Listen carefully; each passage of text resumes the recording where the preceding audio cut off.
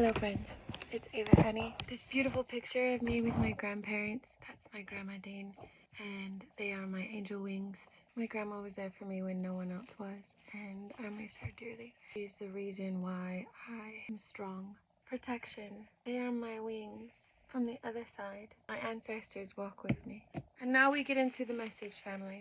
Before I could even show you who I was, you stereotyped me into a box. You threw me in. This is for all those friends out there who, like the Kambamba plant, needed nurturing. Kambamba is a plant that is slow moving, hard to maintain because it requires nurturing. It cannot get entangled with other plants. It's like planted but and submerged, but it's like floating, right? And it requires very careful care. It's very nutrient rich, right? It's a wonderful plant. What happens to that plant that can offer so much when it is not nurtured? You have protection with you, and I know that whatever it is that is building you and walking with you, like my grandparents, that's me in 1991. They really do look like my angel wings, don't they? It's because they are.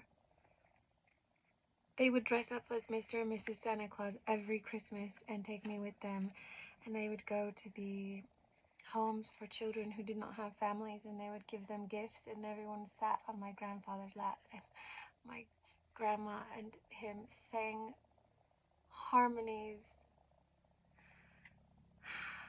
They sang so beautifully. They used to take me caroling, and I got to pass out all the candy canes like I was their little elf. And they were beautiful people. And she was the most amazing person in my life. And I would not be who I am today without her. Life before and after her was very dark. Got a little easier when I got a little older, like high school age, but everyone just sweeps things under the rug and then want to go on pretending because you have to move on, right? And I was even asked growing up, why do you want to tell anyone, honey? Yeah, but why do you want to tell everyone? Oh, I don't know. Maybe I don't want that to happen to anyone else ever again. Maybe I need my voice to be heard because you refuse to. It's funny, the abused becomes the scapegoat. Because truth be told, ooh, no.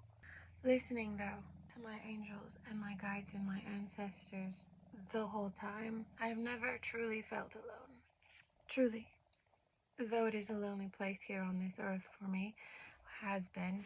I have a faith and a trust in what is beyond, and that leads me to wanting to share with you, friends, my near-death experience.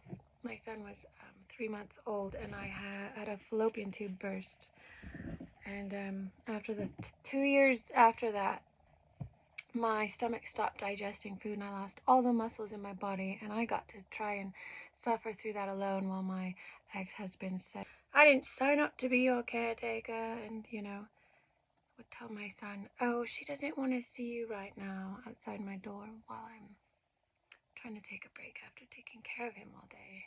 And I was completely, utterly sick. And anyway, under the knife, right, and it was an emergency procedure. I wasn't prepared for this. I went in and they were like, yeah, you need to have surgery. You're bleeding internally. you might die. And it was like, holy cow. And I was so worried because I just had a new baby.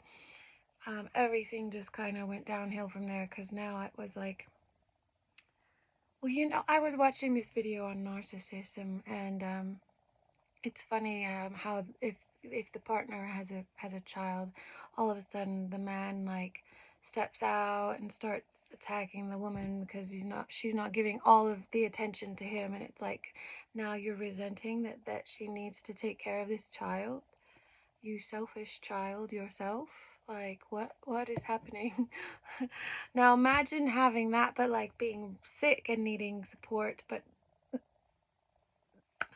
imagine, just imagine. Anyways, doesn't matter.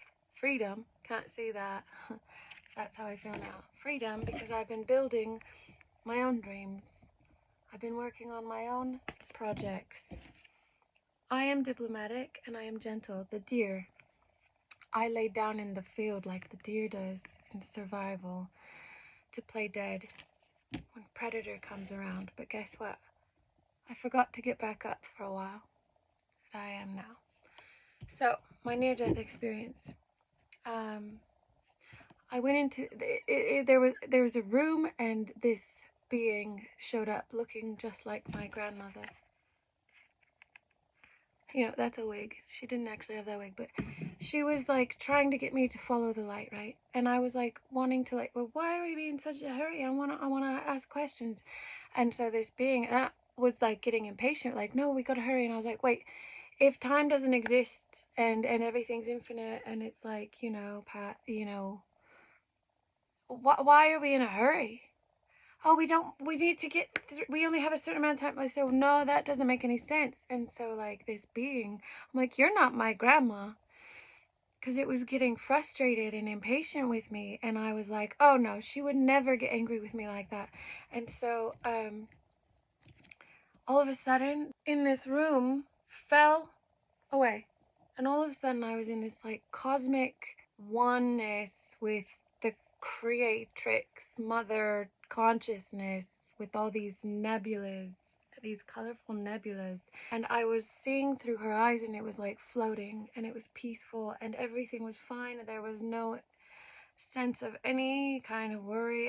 It was like anything exists, and you can have and do whatever you want and experience. And so, like, you could, it was like a zoom out and a zoom in, and from this point of view you could zoom out and be part of everything all at once, but not like in chaos.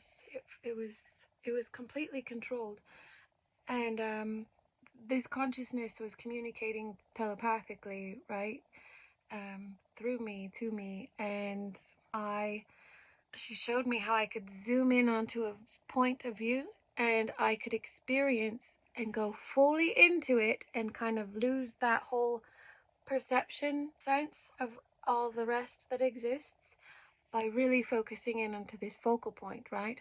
And so I got to experience it. If I really, let's say I wanted to understand a certain emotion, and so I had to go through a certain experience. I wanted to know what it felt like to feel loss. Maybe I looked down here and saw a human and thought, what a beautiful grieving process of surrender, and then coming back to full love and acceptance, and just the whole, sometimes that sadness can be beautiful, and you watch people overcome it, and the inspiration that warms your heart is an emotion that you can't really find in somewhere else, you know what I'm saying. I don't know if you do. So I'm looking around at things, and she's showing me things, and then she brings back this blue orb and says, I think this belongs to you. And then I woke up, and I was asking my husband at the time, and I was like, did I die on the table?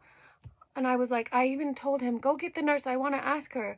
Like, I know I'm pretty sure I died on the table. We need to, it's in the doctor's notes, I know it. And like, I was never the same since then. All of a sudden, I started seeing things for what they truly were. I felt love for myself in a way where all of this other spiritual, trust that I had since I was a child, despite my surroundings, despite abuse, despite neglect, despite everything, whatever it was, despite no matter what was going on around me, I still had this peace that I held with me. And in that moment, I remembered it all, because I lost it for a while when I laid down like the deer in the field and forgot I even laid down. I became completely invisible, and I forgot that I was even around. You know what I mean?